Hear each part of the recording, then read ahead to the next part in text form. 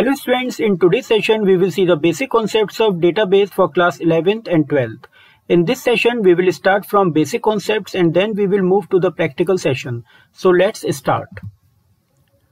What is database? So here we are talking about the same database that we are using in day-to-day activity while storing and accessing data through internet.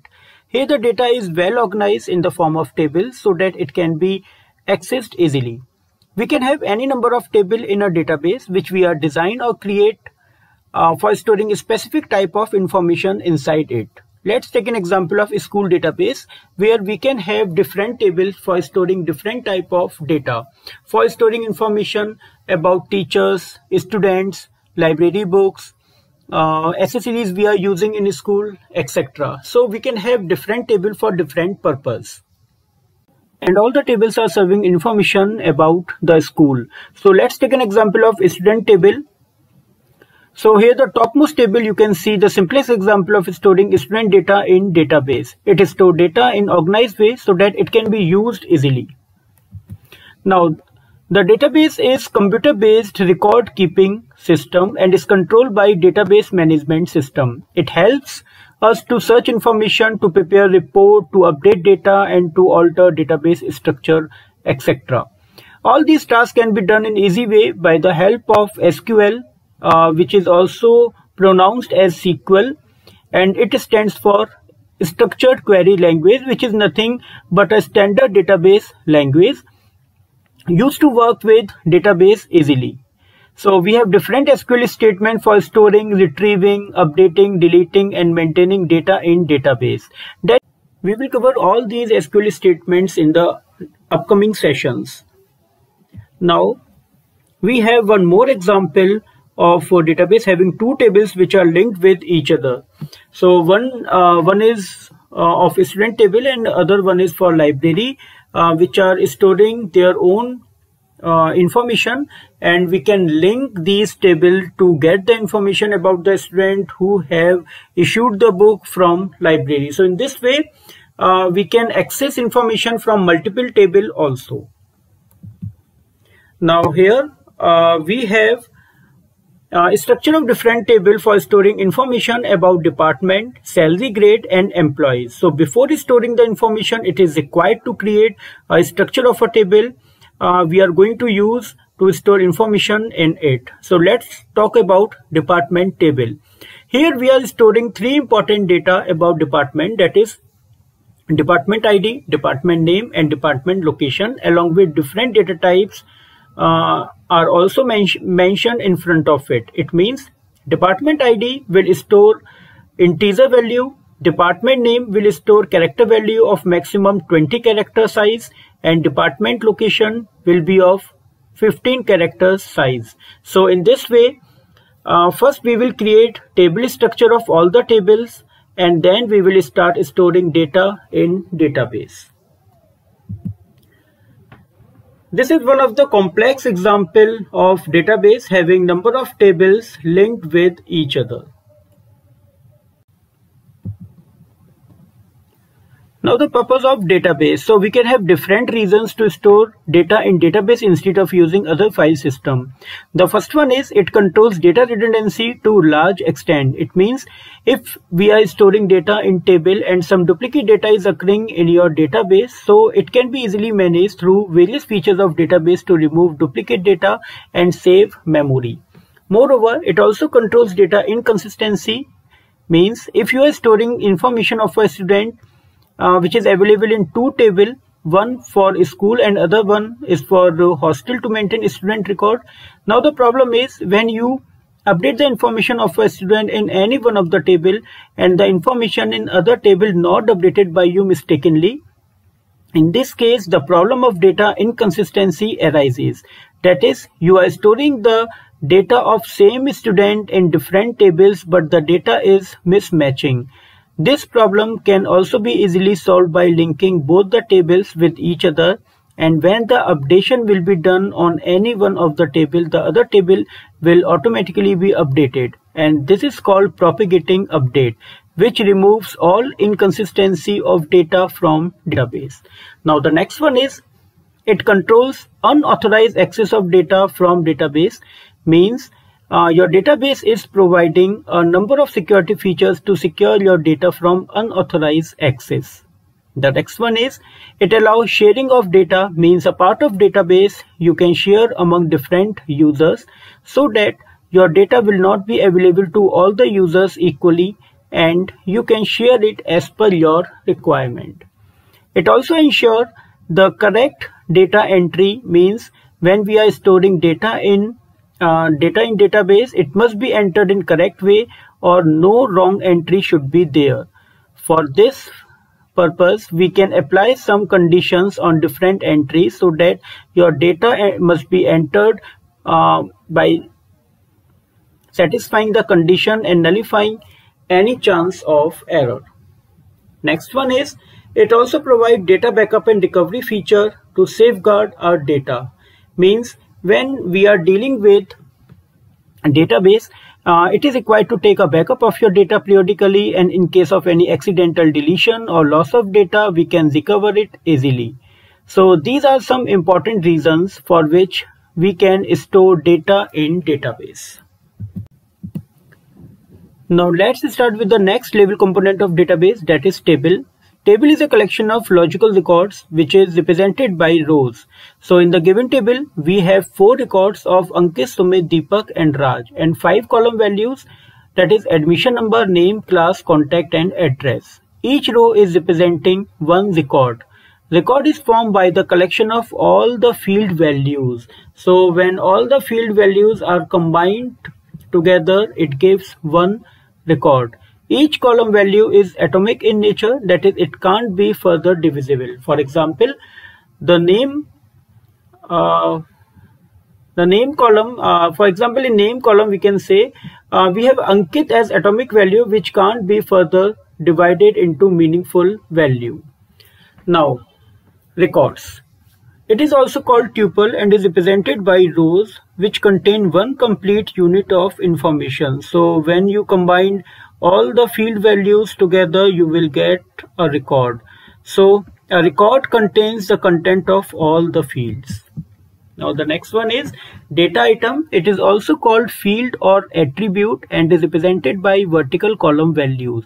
So in the given figure, we have mentioned all the components of table, column or attribute. We have column or attribute that is represented by vertical entries, and rows or tuple which represents one record, and primary key that we will discuss later on, and data value which is atomic in nature. So we can't divide this column value into further meaningful value.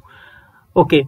So it is the smallest unit of database and can't be further divisible into meaningful unit. So it means this value green can't be further divisible.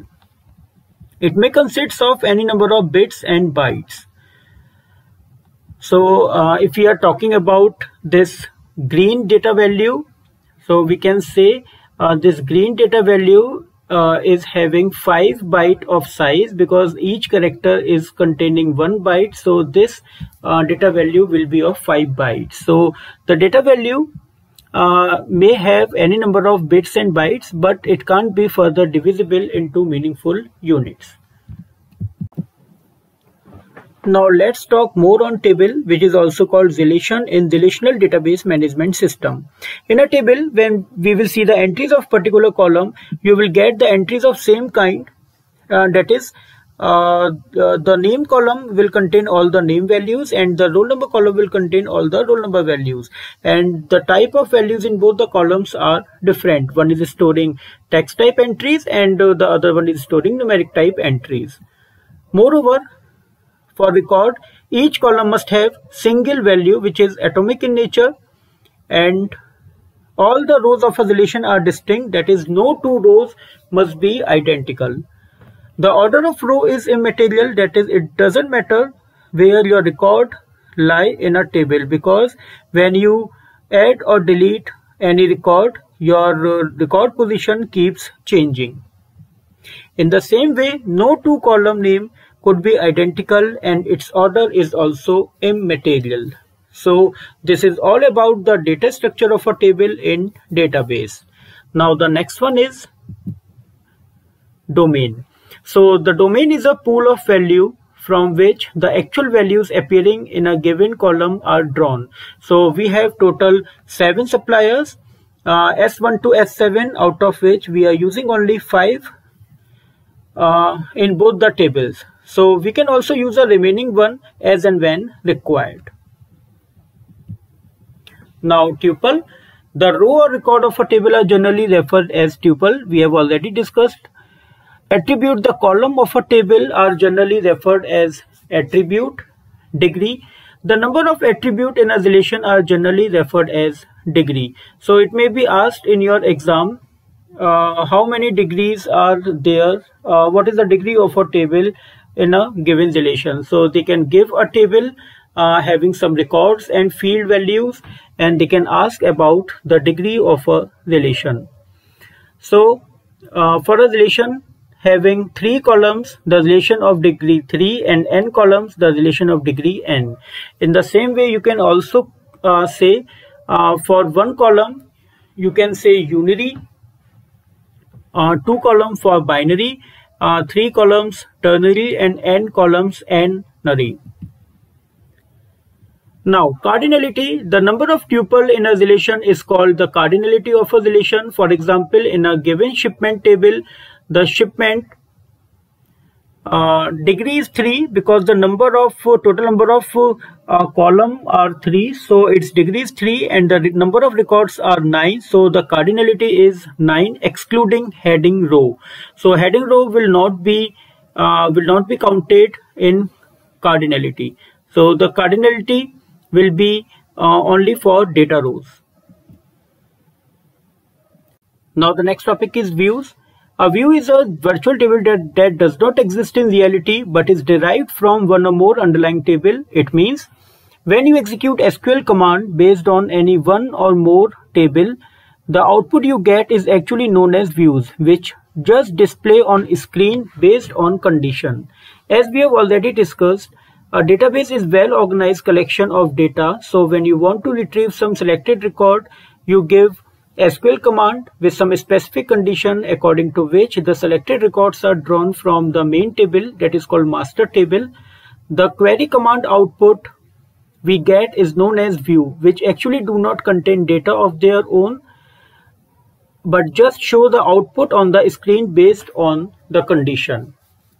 A database just store the definition of a view, that is the command you are executing to get the selected data, but not the data it is drawing from the master table.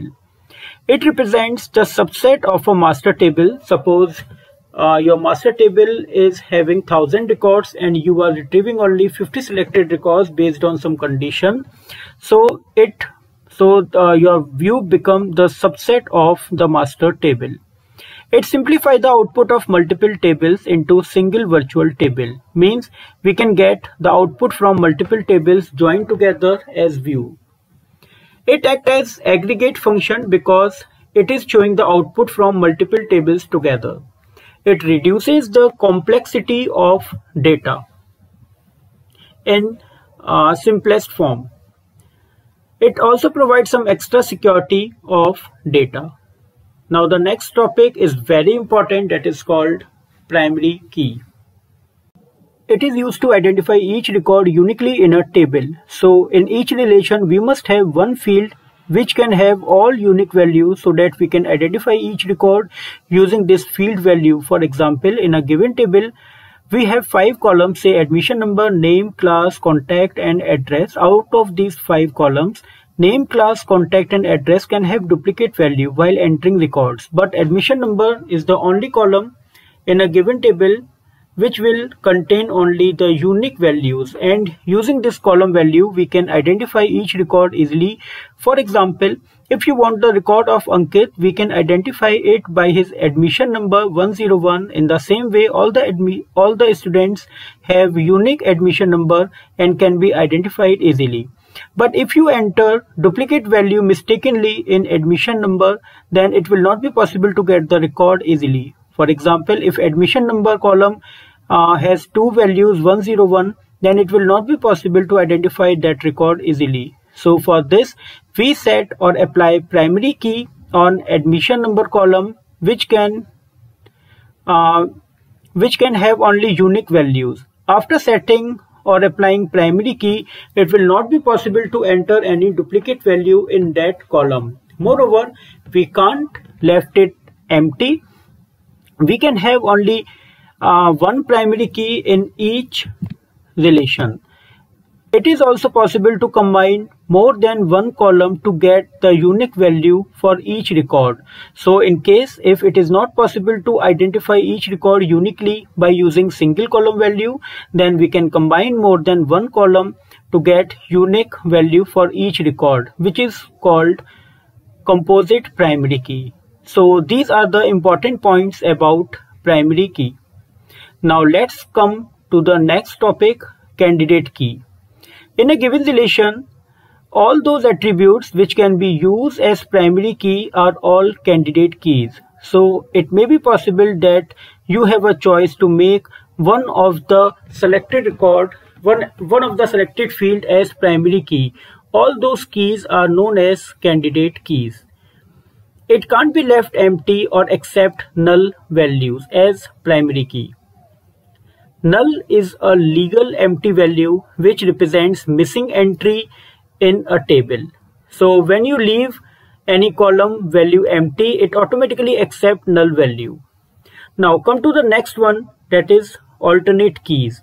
All candidate keys which are left after selecting primary key are all alternate keys. Let's take an example. We have employees relation having some field name, out of which we can select some field which can be served as a primary key. For example, employee number, Aadhaar number, PAN, account number, voter ID, DL number are all those field values which will contain only unique values in each entry. So we can apply the primary key on any one of these selected fields. And all the selected fields are called candidate keys. Now, we have applied primary key on employee number. So the rest of all the candidate keys will be called as alternate key. We can understand this concept by this figure. So here we have selected candidate keys, and we have select out of these selected candidate keys, we have applied primary key on employee number, and rest of all the candidate keys will become or will be called alternate keys. Now the next one is foreign key. The concept of foreign key arises when we set a relationship between two tables, which is possible only when both the tables containing primary key attributes. So in a given figure, we have two tables. One is student table having student detail, and other one is course table having courses detail. So the table containing student ID as primary key, and the course table is containing course ID as a primary key. Now the course ID is also appearing in student table in last column. From here we can understand the concept of foreign key. The course ID attribute of course table is primary key, but the same course ID which is appearing in student table is foreign key after setting a relation between two tables. If you take a deep look, we found that the course ID in course table is as a primary key are containing all unique values, but the same course ID in student table are not containing unique values, which is also called non-key attribute. So the course ID is non-key attribute in student table and primary key attribute in course table. This non-key attribute is known as foreign key. Now, the primary key of one table is the foreign key of another table. The table containing foreign key is known as foreign table or detail table. It is also called detail table because it is explaining the courses opted by the student. So if different students are opting same course, then definitely some duplicacy will be there in course ID in student table. So here you can see C002 and C002 two course ID are appearing twice because the same course are opted by different students. So that definitely there will be some duplicacy in course ID attribute in student table. And this attribute is called non-key attributes, which is also called foreign key. So the table containing foreign key is known as foreign table or detailed table, and the table containing primary key is known as primary table or master table. Now the next topic is referential integrity. It ensures the validity of a relation between records in related tables and save your data from accidental deletion and modification. It means once you have joined your table, it helps us to protect the data from any accidental deletion and modification. In this way, we can maintain integrity of data in table, which is possible when the tables are linked with each other, and for this we have certain conditions to be followed. There must be a primary key in primary table. Both the related table must have same data type. Both the table must belong to the same database. So these are some important points which we have to keep in our mind while linking the tables. Once you have established a link between tables, the following conditions will be active. Now see. Look at these two tables. The upper one is primary table and the lower one is foreign table. Now we can see that the primary key values are appearing as 5 foreign key values. The 3 primary keys are appearing as 5 foreign key values with some repetition, but no foreign key value could be here, which is not a part of primary key attribute. Once you set a relation between two tables, you can't delete any primary key value which is appearing in foreign key attribute of another table. 3 primary values 6783, 6777 and 6788, which are appearing in foreign key values in another table, can't be deleted from primary table. Moreover, we can't change the primary key values which are appearing in foreign key attribute. That is, we can't change the value of 6783, 6777 and 6788 from primary table. So these conditions will be active after you link the tables. Now the next one is some key features of MySQL. Now the first one is speed. With optimal hardware, SQL runs very fast. Ease of use. It is simple database system and it provides command line as well as graphical interface to work in easy way. Cost. It is available free of cost as it is an open source database system. Query language support. It works with standard SQL, which is applicable in all the database system. So once you have used SQL command, you can work it with different database system. Portability. It can easily work with different platforms. Data type. It provides many data type to support different type of data to be used in database. Security. It provides you password based system which works in encrypted form when you connect to the server. Scalability and limit. It can handle up to 60,000 tables and about 5 Arab rows in a database. Localization. It can provide error message when something went wrong in different languages to the user. So these are some key features of MySQL, and you can learn about 5-6 out of 10 which may be asked in your board exams. Now the next one is processing capability of MySQL. The first one is DDL, that is data definition language. It works for the storage structure to save the data in database. So it provides a set of definition to create database, to create table, record, data item, data types, record types, file types, to set a relation between table, to define length of each field or data item, to define range of each field, to define constant to check for the error in data, and is also define the security features to provide unauthorized access of data. So all the above definition comes under the category of DDL command, which actually prepare database structure to store data in effective way. Some DDL commands are create, alter, drop, grant and revoke, etc. Moreover, the data is also defined and maintained as a record in a file called data dictionary. Data dictionary is a file that contains metadata, that is, data about data. Data dictionary contains the detailed information about all the definitions of database. This is the first step that we all follow before entering data in database. We must have a proper and well-defined database structure where we can store our data.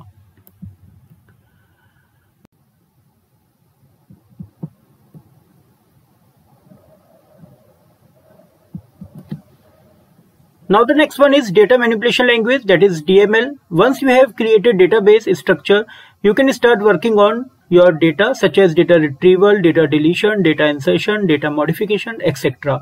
So all these tasks are associated with data and comes under DML type command. Now TCL is transaction control language. These commands actually work to control the transaction. And the command used for this purpose are commit, rollback, save point, and set transaction. In the next session, we will move to the practical, which will be based on basically DDL and DML command, and also use all the concepts practically that we have covered in this session.